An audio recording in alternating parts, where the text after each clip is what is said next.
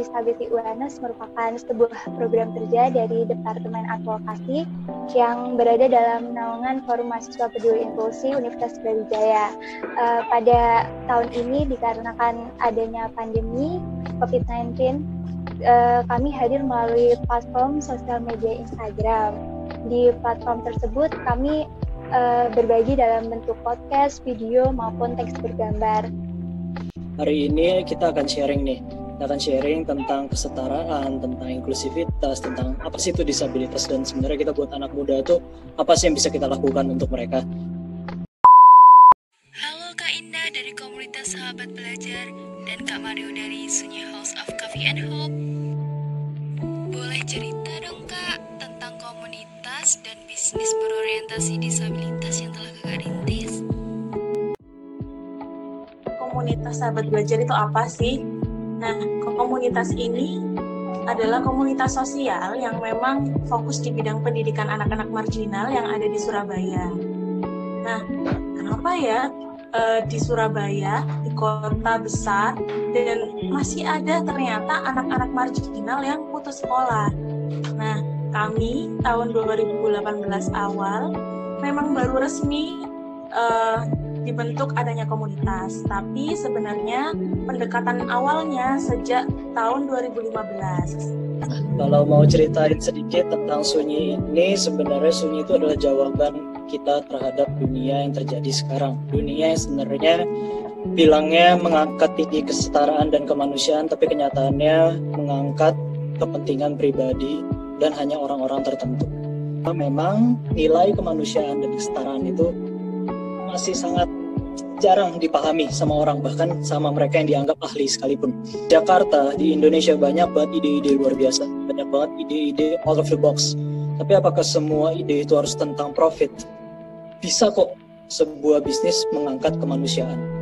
Jadi saya belajar ada konsep namanya social entrepreneurship, yang dimana menggabungkan nilai kemanusiaan dengan nilai bisnis. Digabungkan menjadi sebuah perusahaan yang visi utamanya adalah untuk memberikan dampak kepada sekitar, kedua baru profit. Nah, itu saya coba untuk jalani, saya coba untuk pelajari, dan akhirnya saya bawa pulang konsep di mana saya pengen bikin satu perusahaan, satu startup yang memang mulai dari juru parkir, semua sampai desainer belakang, administrasi, semuanya yang bekerja adalah teman-teman disabilitas dan customer non disabilitas. Saya coba belajar sampai ke luar negeri. Kenapa? Karena di Indonesia nggak punya contoh. Saya harus belajar sampai ke luar negeri, dan saya bawa pulang ilmu. Dan ketika saya bawa pulang ilmu, saya mau bikin ide, saya mau jalankan ide itu. Saya merasa menyesal. Kenapa? Karena saya sempat membuang cita-cita saya. Diskriminasi itu parah sekali. Ada sekitar 22 juta jiwa disabilitas, 50% pengangguran. Yang dianggap 50% tidak pengangguran itu sebenarnya karena umurnya bukan umur produktif lagi. Jadi mereka sebenarnya tidak independen secara ekonomi. Diskriminasi di mana-mana. Banyak banget orang-orang yang tidak mendapatkan akses. Nah, itu membuat saya merasa sedih, dan saya kuat untuk membuat sebuah konsep bernama Sunyi House of Coffee and Hope. Tadinya saya mau bikin sekolah. Kenapa kopi? Kopi itu karena tentunya dalam bisnis saya harus mempelajari apa bisnis yang sustainable sampai ke depan, dan kopi itu adalah bisnis yang menjadi lifestyle, bukan cuma food and beverages. Jadi kita merasa itu adalah langkah yang baik untuk maju ke depan ketika saya bikin sebuah bisnis yang didasari oleh jual beli kopi. Nah, kenapa saya nggak bikin sekolah? Karena balik lagi, cari solusi itu kan harus yang memenuhi kebutuhan mereka, problem solving. Kalau saya bikin sekolah lalu mereka lulus, mereka nggak dapat kerja lagi gimana? Sama aja bohong. Jadi lebih baik saya bikin bisnis yang dari hulu ke hilir. Saya training mereka, saya berikan mereka pengalaman, saya kasih lapangan pekerjaan juga. Plus mengedukasi masyarakat untuk bisa belajar tentang apa sih sebenarnya disabilitas itu. Oh, mereka bisa kerja ya? Jadi memang di tempat kami mulai dari juru parkir, barista, chef, administrasi, desainer, semuanya adalah teman-teman disabilitas bekerja. Kami ingin mengasih tunjuk ke masyarakat kayak supaya mereka tuh merasa, oh disabilitas bisa kerja ya? Oh ya, satu lagi, kenapa namanya Sunyi? Mungkin orang bilang kan, oh karena teman-teman tuli semua yang bekerja. Enggak, jadi kita yang bekerja itu ada tunanetra, tunadesa, dan teman-teman tuli. Kenapa namanya Sunyi? Karena itu filosofinya dari hati. Hati yang sunyi, tanpa perbedaan, tanpa arogansi, tanpa kejahatan. Jadi ketika kita masuk ke dalam, kita akan merasa sunyi dari perbedaan. Menurut kakak, apa sih disabilitas itu? Kalau misalnya dari saya sendiri, apa sih disabilitas itu? Kalau saya lebih senang dengan kata difabel ya. Mungkin karena disabilitas kayak seakan-akan mereka terbatas atau kekurangan dalam hal kemampuan gitu. Padahal sebenarnya mereka bisa melakukan seperti orang-orang normal lainnya, hanya saja caranya yang berbeda. Nah, kalau disabilitas itu apa sih? Ya, seperti yang kita tahu bahwa penyandang disabilitas adalah orang-orang yang punya keterbatasan, entah itu dalam hal fisik, kemudian dalam hal mental, lalu intelektual, dan yang terakhir adalah sensori. Kami hanya sebagai pendamping mereka. Jadi kami sama-sama belajar, kami bukan dari ahli atau bagaimana, kita hanya sebagai sahabat yang mau menemani adik-adik disabilitas maupun yang lainnya untuk sama-sama belajar.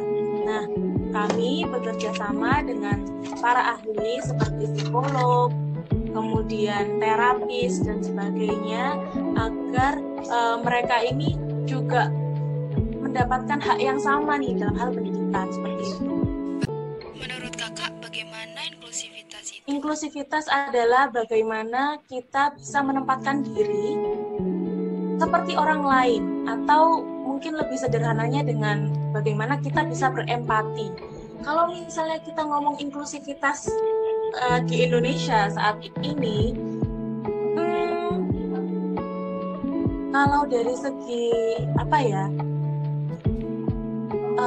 komunitas-komunitas sekarang sudah mulai banyak nih menyuarakan tentang bagaimana anak-anak marginal dan sebagainya.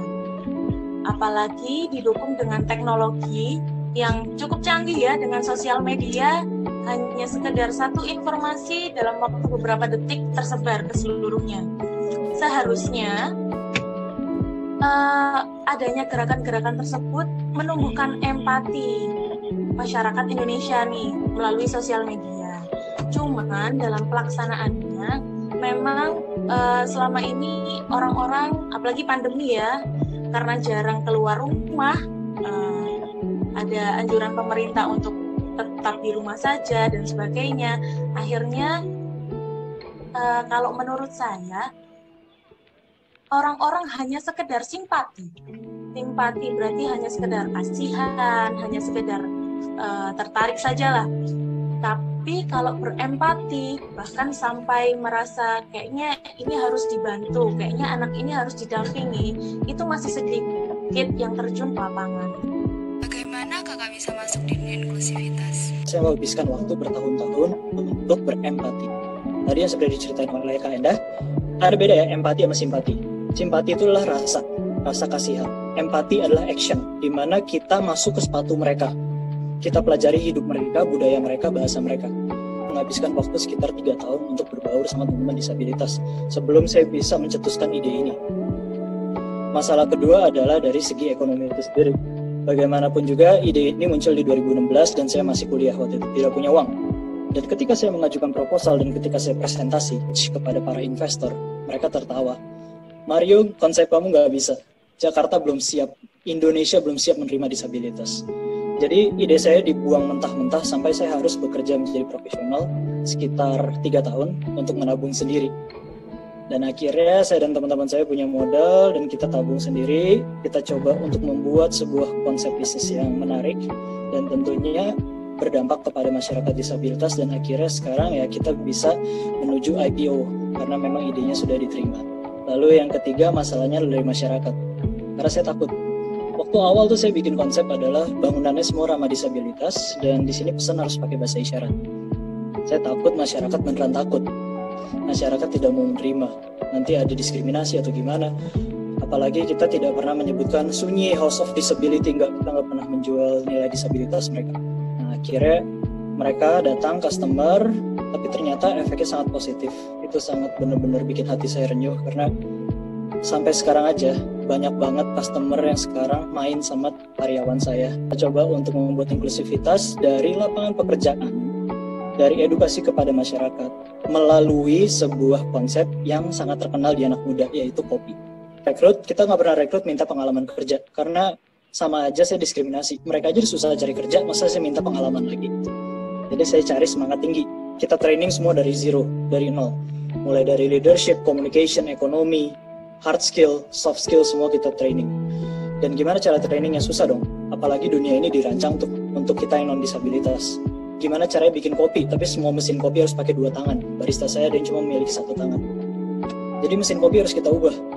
Mesin kopi kita kotak-katik, ya kita modal dengkul banget nih anak-anak muda.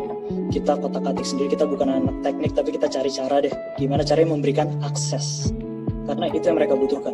Gak mungkin kita minta teman-teman tuli untuk menjadi customer service terimain telepon. Gak mungkin kita minta teman-teman tunanetra untuk naik tangga.